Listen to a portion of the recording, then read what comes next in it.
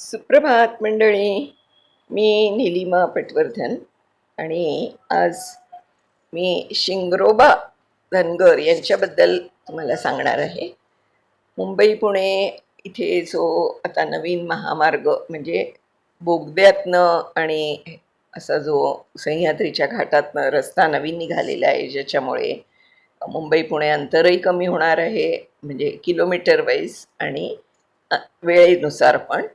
त्या संबंधात ही पोस्ट आहे. शिंगरोबा धनगर कोण होते? त्यांचं नाव मिसिंग लिंकला देण्याची मागणी का होतीये? वाचून अभिमान वाटेल. एक असा माणूस ज्यानं खऱ्या अर्थानं मुंबई पुण्याला जोडलं. एक असा माणूस ज्यानं बक्षिसात मरण मागितलं. एक असा माणूस ज्यानं इंग्रजी जुलमी राजवटीला शरमेनं मान खाली घालायला भाग पाडलं. अर्थातच ती व्यक्ती म्हणजे शिंगरोबा धनगर. मुंबई पुणे एक्सप्रेसवेवरील प्रवासाचा वेळ कमी करणाऱ्या महत्त्वाकांक्षी मिसिंग लिंक प्रकल्पासाठी शिंगरोबा धनगर यांचं नाव देण्याची मागणी होते. आणि माझ्या मते तरी ते खरंच आहे, योग्य आहे, कारण ते मुंबई पुणे मार्गाचे खरे शिल्पकार असं वाटतं. सह्याद्रीच्या कडेकपाऱ्या आणि आडवाटांची खडानखडा माहिती असणारा हा माणूस आज मिसिंग लिंक लोकांसाठी खुला झाला. जगातल्या सगळ्यात रुंद बोगदा म्हणून त्याची गिनीज बुक ऑफ वर्ल्ड रेकॉर्डमध्ये नोंद झाली. अभियांत्रिकीचा एक उत्कृष्ट नमुना म्हणून या बोगद्याकडे पाहिलं जातंय. पण हा मार्ग शोधण्याचं खरं श्रेय जातं ते शिंगरोबा धनगर यांना. ते कसं? यासाठी आपल्याला इतिहासाची पानं जरा चाळावी लागतील. शिंगरोबा कोण होते? त्यांनी मुंबई पुणे मार्गाचा शोध कसा लावला? आणि बक्षीस म्हणून इंग्रजांनी त्यांची हत्या का केली?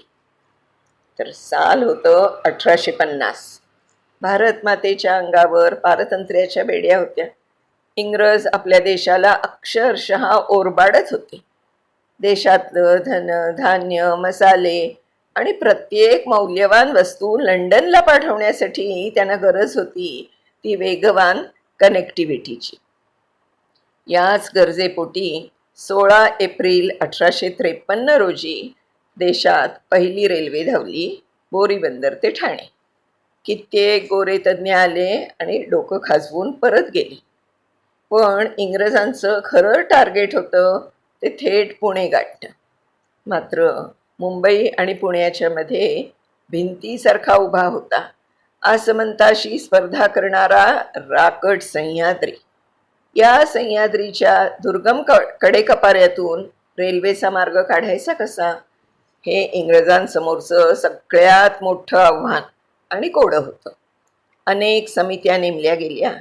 कित्येक गोरे तज्ज्ञ आले, डोकं खाजवून परत गेले. पण सह्याद्रीनं कुणालाही वाट दिली नाही. इंग्रज अधिकारी जंग पछाडत होते, पण डोंगर वाटा काही सापडत नव्हत्या. शिंगरोबा धनगर आणि इंग्रजांची भेट अचानक झाली. त्या काळात बोरघाटाच्या कुशीत एक धनगर वस्ती होती आणि तिथे राहायचे शिंगरोबा धनगर. शिंगरोबा म्हणजे सह्याद्रीचा श्वास. मेंढरं चालणाऱ्या या माणसाला सह्याद्रीचा प्रत्येक खडक, प्रत्येक दरी, प्रत्येक आडवाट तोंडपाठ होती. इंग्रजांची ही रोजची पळापळ शिंगरोबा लांबून बघत होते. शिंगरोबांनी मनात विचार केला, रोज गोरी माणसे येतात, डोंगर मोजतात आणि हताश होऊन परत जातात. तर हे त्यांच्या कुतूहलाचा विषय ठरला.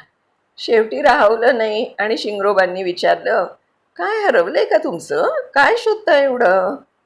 हताश झालेल्या इंग्रजांनी त्यांना आपली अडचण सांगितली. आम्हाला मुंबई पुण्याला जोडणारा रेल्वेचा मार्ग हवाय. हे सांगताना त्या गोऱ्या अधिकाऱ्यांना स्वप्नातही वाटलं नसेल की या डोंगराच्या राजाकडे त्याचं उत्तर दडलंय. शिंगरोबा हसले आणि म्हणाले, चला माझ्या मागं, मी तुम्हाला मार्ग दाखवतो. शिंगरोबांच्या बुद्धिमत्तेनं इंग्रज अक्षरशः थक्क झाले. काही वेळातच शिंगरोबांनी इंग्रजांना तो मार्ग दाखवला, जो आज जगासाठी अभियांत्रिकीचा चमत्कार आहे. एका धनगराच्या अनुभवापुढे साता समुद्रापरची विद्या थकली होती. शिंगरोबांच्या अफाट बुद्धिमत्तेनं इंग्रज अक्षरशः थक्क झाले. सह्याद्रीचं जे कोडं भल्या भल्या इंजिनियर्सना सुटलं नव्हतं ते एका सामान्य धनगरानं एका क्षणात सोडवलं. स्वाभिमान आणि बलिदानाची गोष्ट इथून पुढे सुरू होते. कमालीचे खुश झालेले गोरे अधिकारी शिंगरोबांना म्हणाले, माग काय मागायचंय तुला? पैसा, जमीन, जहागिरी. ती वेळ अशी होती की शिंगरोबांनी सोन्याची वीट जरी मागितली असती तरी इंग्रजांनी त्याच्या पायाशी ठेवली असती. पण शिंगरोबांचा पिंड हा स्वार्थाचा नव्हता, स्वाभिमानाचा होता.